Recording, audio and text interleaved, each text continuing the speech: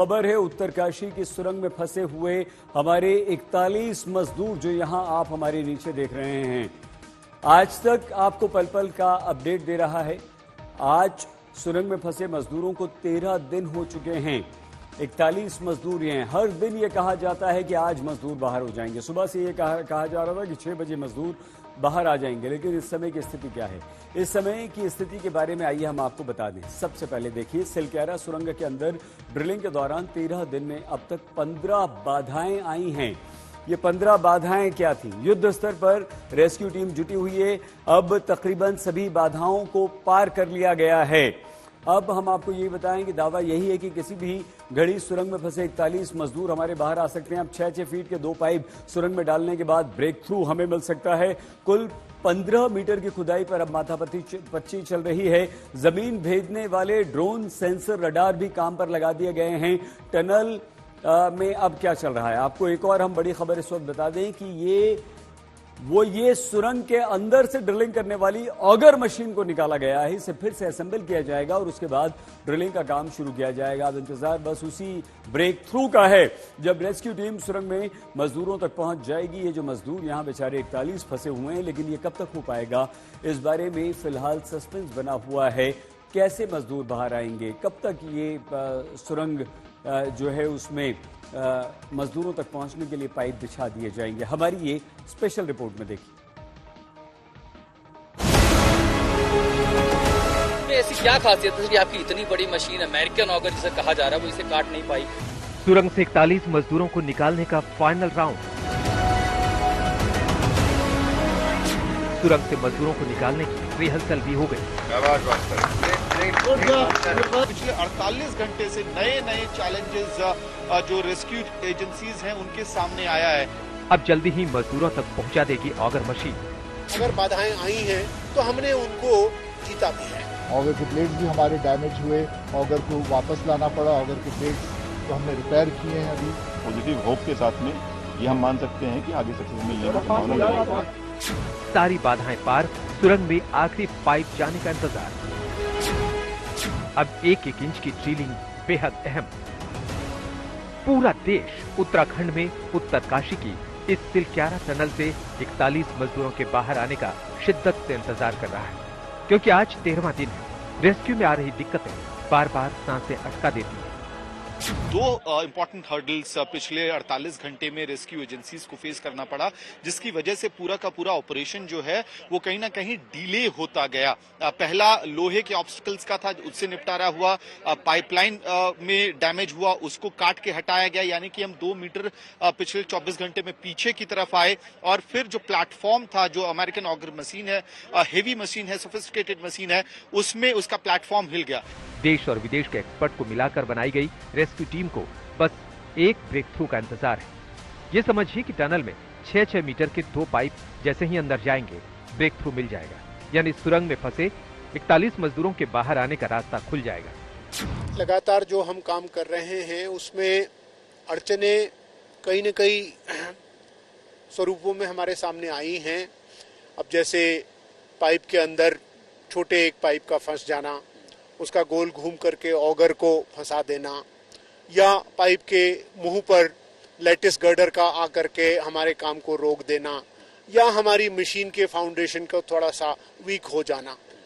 ये छोटे मोटे उदाहरण हैं जिनकी वजह से हमें काम में बाधा मिली।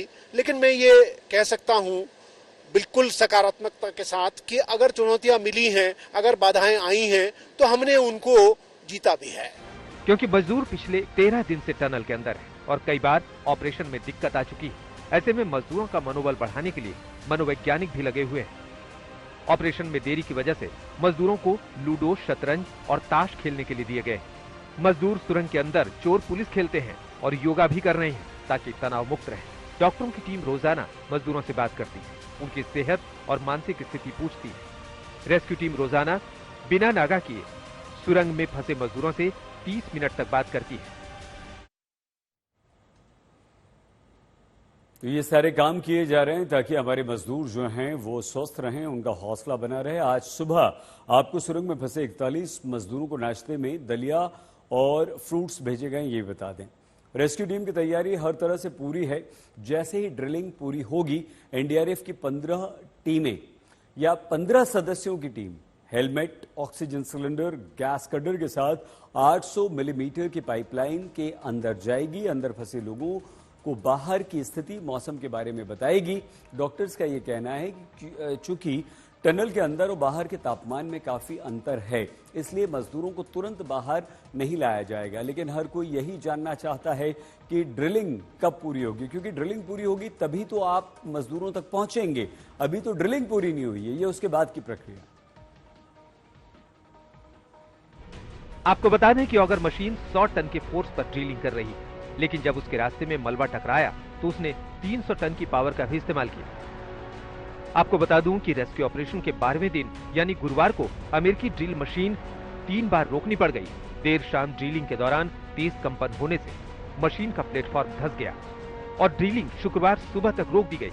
इससे पहले गुरुवार दोपहर 1:15 पर मजदूरों तक पहुंचने के लिए बाकी 18 मीटर की खुदाई शुरू की गई, लेकिन 1.8 मीटर की ड्रिलिंग के बाद मलबे में सरिया आने से खुदाई रोकनी पड़ी। इसे दिल्ली से हेलीकॉप्टर से पहुंचे 7 एक्सपर्ट्स ने ठीक किया और काम फिर से शुरू हुआ।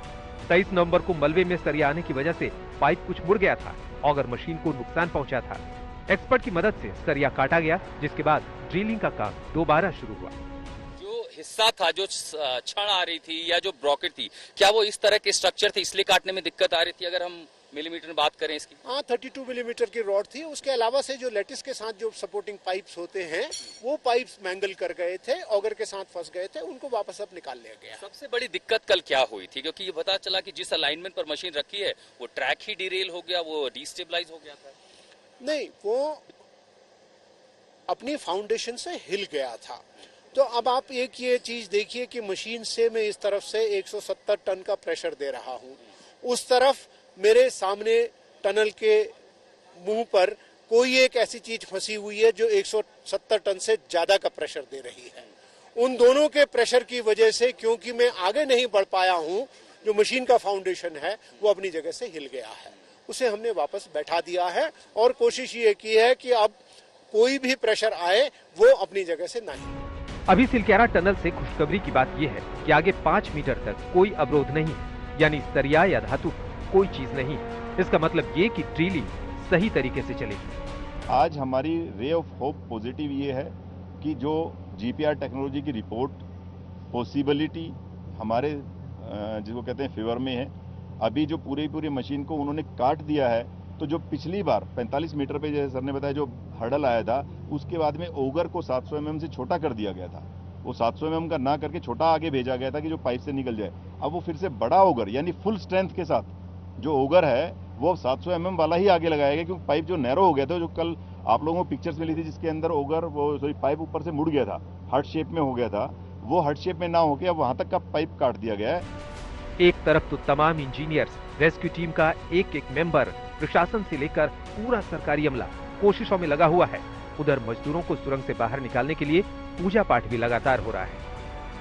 ये तस्वीरें आप देख सकते हैं कैसे टनल के मुहाने पर स्थापित मंदिर के पास पुजारी लगातार पूजा कर रहे हैं, क्योंकि स्थानीय लोगों का मानना है कि टनल बनाते वक्त वहां से मंदिर हटाया गया था, जिसकी वजह से ये हादसा हुआ। टनल की शुरुआत हुई थी तो यहाँ पर जो कंपनी आई थी, उन्होंने यहाँ पर जो है सबसे पहले बौखनाग की पूजा की और वहाँ पर ये इन्होंने मंदिर बनाया छोटा सा, और ये संकल्प लिया था कि हमारा काम सफल हो। ये काम सफल होने के बाद यहाँ पर हम एक मंदिर बनाएंगे। लेकिन बीच में इनका उतार चढ़ाव होता रहा, बीच में अलग इनके प्रोजेक्ट मैनेजर आते रहे। वर्तमान में इन्होंने क्या किया कि जो मंदिर था उसको अनदेखी कर दी उसकी। लेकिन सलाम है ऑगर मशीन ऑपरेटर का। ये है प्रवीण कुमार यादव, अमेरिकी ऑगर मशीन के ऑपरेटर हैं। प्रवीण ने ही 45 मीटर अंदर पाइप में जाकर उस सरिया और स्टील पाइप को काटा था जो ड्रिलिंग में दिक्कत कर रहा था। प्रवीण 3 घंटे तक पाइप के अंदर रहे। यहाँ ऑक्सीजन की कमी थी, रिस्क भी था, लेकिन बिना रिस्क के ये काम नहीं होता। अमित भारद्वाज के साथ आशुतोष मिश्रा, उत्तरकाशी, आज तक। आइए सीधे अमित भारद्वाज हमारे संवाददाता के पास आपको लिए चलते हैं। अमित, देखिए उसी टनल के बाहर मौजूद हैं और पहले दिन से अमित लगातार पल पल की जानकारी हम तक पहुंचा रहे हैं। अमित, हम बड़े आशावान थे सुबह जब आपसे बात कर रहे थे, और ये लग रहा था कि 6 बजे तक तो मजदूर हमारे बाहर आ जाएंगे, सारे 41 मजदूर भाई हमारे, लेकिन ऐसा हुआ नहीं। क्या हो गया, क्या अड़चन आ गई और अब आगे कितना इंतजार? और अमित, सही देखिए, बिल्कुल आप सही कह रहे हैं कि हम लोग आशावान थे और हर दिन ये कहीं ना कहीं आशा और निराशा के बीच एक लंबी रेस हो गई है। और इसके पीछे ऐसा नहीं है कि कोई इनएफिशिएंसी है रेस्क्यू टीम्स के अंदर या फिर काम उस तरह से नहीं हो रहा है जो होना चाहिए। कई सारे नए नए चैलेंजेस अभी जो है यहाँ पे फेस करना पड़ रहा है रेस्क्यू एजेंसीज को, जो प्रिडिक्टेबल नहीं होते हैं कई बार। हमने अभी जो रिपोर्ट भी दिखाई उसमें इस बात का जिक्र हुआ कि किस तरह से पहले जब टनलिंग का सबसे क्रिटिकल फेज माना जा रहा था 22 से 45 मीटर, उसका काम खत्म हुआ, उसके ठीक बाद ही आयरन गार्ड्स रॉड्स आ गए, सरिया लोहे के सरिये जिसको हम आम भाषा में कहते हैं, उनको मैनुअली काट के हटाना पड़ा, ऑक्सीजन की कमी थी। उसके बाद जो पाइपलाइन थी, रेस्क्यू पाइपलाइन थी, उसमें डैमेज हो गया तो उसको भी छोटे छोटे पार्ट्स में काट के हटाना पड़ा, क्योंकि आप वहां पे मैकेनिकली नहीं कर सकते हैं, उसकी वजह से कंपन होता, ट्रेमर होता और मलबा गिरने का डर था। तो वो जो एडवांस लिया था हमने, उस एरिया को रिक्लेम कर लिया डेब्री ने, फिर मशीन का प्लेटफॉर्म हिल जाना, इस तरह के चैलेंजेस लगातार आ रहे हैं। अभी भी सईद रेस्क्यू एजेंसीज काम कर रही हैं, लेकिन फिर से कुछ नया चैलेंज आया जिसकी वजह से रेस्क्यू ऑपरेशन धीमा हो रहा है। लेकिन हमें आश्वस्त होना चाहिए कि एजेंसीज काम कर रही हैं और जो वर्कर्स अंदर फंसे वो स्वस्थ हैं। सईद, बहुत धन्यवाद अमित। अमित भारद्वाज हमारी संवाददाता, अभी तक का अपडेट उन्होंने दिया। आपने सुना कि किस तरह से अमित ने अभी तक की स्थिति हमें बताई और सब सारी बातें अमित ने बता दी। अब आपको हम दिखाते हैं कि कैसे उत्तरकाशी की सिलक्यारा टनल में फंसे 41 मजदूरों को निकालने के लिए मॉक ड्रिल की गई।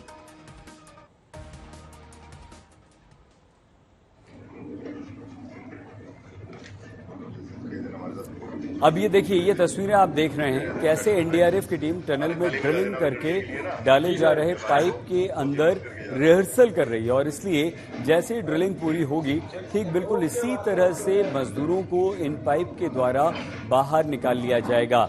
ये स्ट्रेचर हैं जिनमें पहिए लगे हुए हैं और बिल्कुल इस तरह से वापस लाया जाएगा। 800 मिलीमीटर की पाइप को मलबे में आर पार किए जाने के बाद मजदूरों को रेस्क्यू किए जाने का काम एनडीआरएफ की टीम शुरू करेगी। इसके लिए तैयारियां तेज कर दी गई हैं। मजदूरों को स्ट्रेचर पर लिटाकर पाइप में रखा जाएगा। इसके बाद दूसरे छोर पर खड़ी टीम रस्सी को खींचकर स्ट्रेचर अपनी तरफ लाएगी। 41 मजदूरों को बाहर लाने में 1 से 2 घंटे का समय लग सकता है और जैसे ही मजदूर बाहर आएंगे उनको फौरन मेडिकल टीम अपने अंडर में लेगी। एम्बुलेंस तैयार है।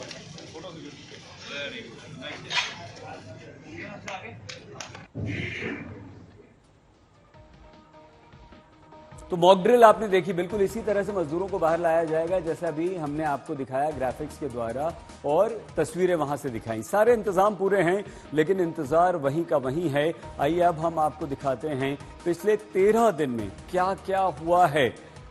12 नवंबर की सुबह 4 बजे मलबा गिरा। सबसे पहले ये वही 12 नवंबर की तारीख थी।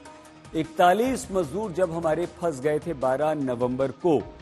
13 नवंबर यानी कि 12 नवंबर के बाद आइए अगले दिन यहां मजदूर फंस चुके थे। 25 मीटर तक मिट्टी के अंदर पाइपलाइन डाली जाने लगी थी, यानी कि 13 नवंबर से ही बचाव राहत का काम शुरू हो चुका था। 14 नवंबर की तारीख आपके सामने है।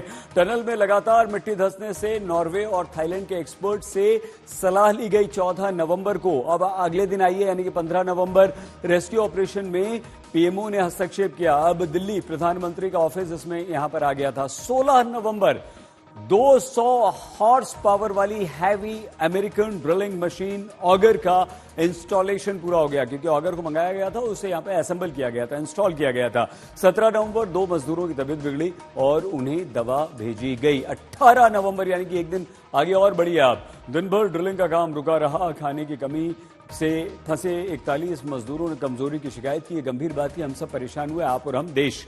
19 नवंबर के बाद केंद्रीय मंत्री नितिन गडकरी और उत्तराखंड के मुख्यमंत्री पुष्कर सिंह धामी उत्तरकाशी पहुंचे। 20 नवंबर को इंटरनेशनल टनलिंग एक्सपर्ट आर्नल्ड डिक्स ने उत्तरकाशी पहुंचकर सर्वे किया। 21 नवंबर पर आ जाइए आप, हम आगे बताते हैं कि 21 नवंबर के बाद क्या हुआ, लेकिन उससे पहले आपको यह बता दें। देखिए, सुरंग के अंदर मजदूरों को नाश्ता, लंच, डिनर भेजा गया। ये हम तारीख यहां बता रहे हैं, लेकिन आगे देखिए। अब टनल में ड्रिलिंग के दौरान परेशानियों के बारे में आपको एक्सपर्ट्स जो कहते हैं वो क्या है, उससे भी आइए हम समझ लेते हैं। सुनिए। उत्तराखंड की जो पहाड़े हैं, जो हिमालय पर्वत श्रृंखला में आते हैं, ये देश के ही नहीं विश्व के सबसे नवीनतम पहाड़ है। ये आज भी एक्टिव है। इंडियन प्लेट्स उत्तर की ओर जा रही है, तो वहाँ भूकंपीय घटना और जो संरचना है उसमें दरारों का उत्पन्न होना एक कॉमन सा व्यवस्था है पहाड़ के अंदर। जब आप सुरंग बनाते हो, चाहे आप प्लेन में बनाओ या पहाड़ पे बनाओ, दो तीन चीजें हैं जो सरप्राइज एलिमेंट की तरह मिलती है। वहां पे शियर स्ट्रेस कितने हैं, वेजिटेशन कवर कैसा है, बहुत सारे फैक्टर हैं जिससे कि मिट्टी स्टेबल है या नहीं है, उस पर डिपेंड करता है। कभी कभी चीजें इस तरह से बदलती हैं कि हमें सावधानी रखनी पड़ती है। तो जब सावधानी से आप करेंगे, खास करके रेस्क्यू ऑपरेशन, वो बहुत सावधानी की चीज है, तो उसमें समय लगता है। वो 2 दिन में भी हो सकता है, 2 घंटे में भी हो सकता है, 10 दिन भी, 1 हफ्ता भी लग सकते हैं। तो इसमें तो डिपेंडिंग ऑन द सिचुएशन इस पे बात होती है।